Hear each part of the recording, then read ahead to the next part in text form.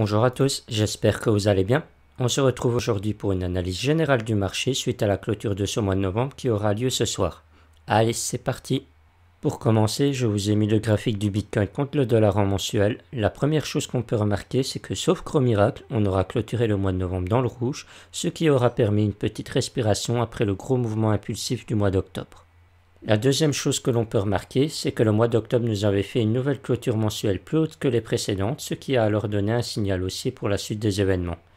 Depuis, on est en train de faire un petit pullback sur la précédente clôture la plus haute, et maintenant ce qui serait vraiment très intéressant pour nous, c'est de clôturer au-dessus de cette ligne verte que je vous ai dessinée, ainsi alors on aurait vraiment un pullback vraiment parfait sur le cours, ce qui pourrait alors servir de tremplin pour le mois de décembre.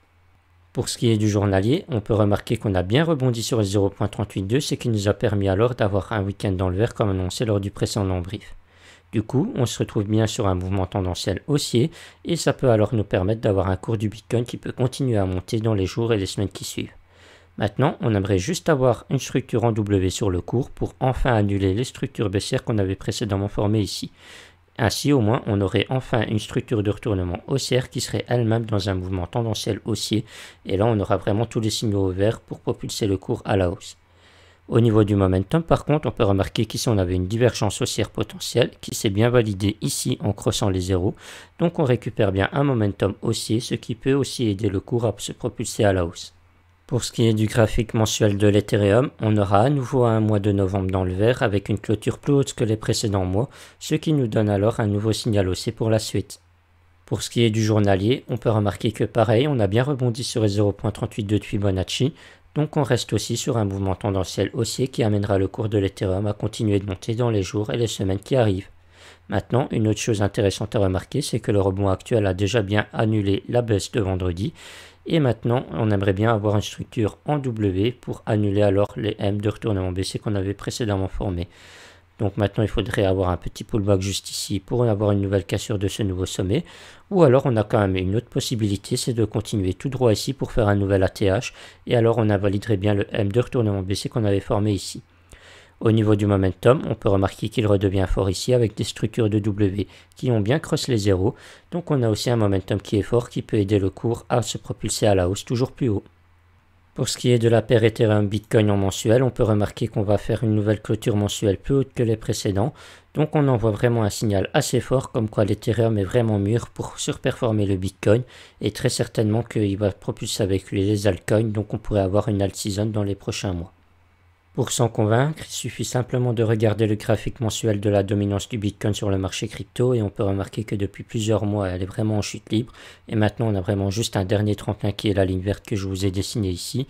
Si on clôturait plus bas qu'ici, on aura alors vraiment un gros appel d'air et ça sera vraiment le gros signal comme quoi le Bitcoin perdra vraiment de sa dominance au profit des altcoins.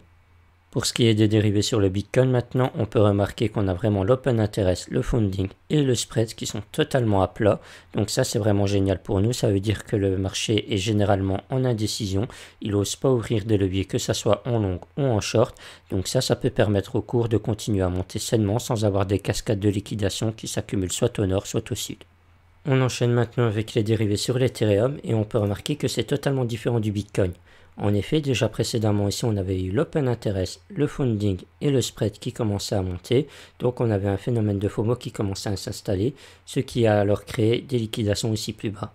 Et du coup, ça a payé tout de suite. On a eu vraiment une grosse cascade de liquidation. Et du coup, ça a bien nettoyé ici l'open interest. On a eu un funding qui est parti dans le négatif. Et on a eu également le spread qui est parti dans le négatif pendant un certain temps. Donc vraiment, juste ici, on avait vraiment nettoyé tous les gens qui étaient en FOMO ici. Et on installait alors un phénomène de peur. Donc plus personne n'osait vraiment ouvrir de levier sur l'Ethereum.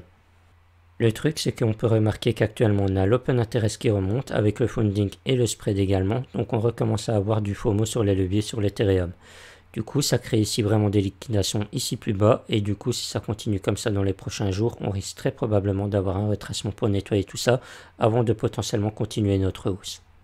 Maintenant, on va clôturer ce brief avec des données on-chain et je voudrais d'abord vous montrer ce graphique qui représente en pourcentage le nombre de bitcoins que détiennent les échangeurs.